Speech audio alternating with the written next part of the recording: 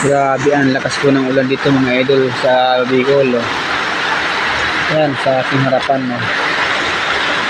Baha kaagad yung aking harap ng aming bahay.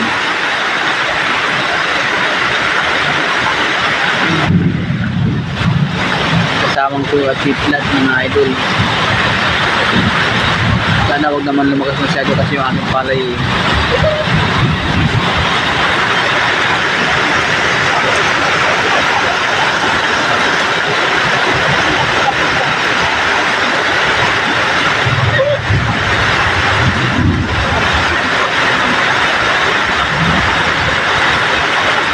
Isang kidlat, tulog at kidlat.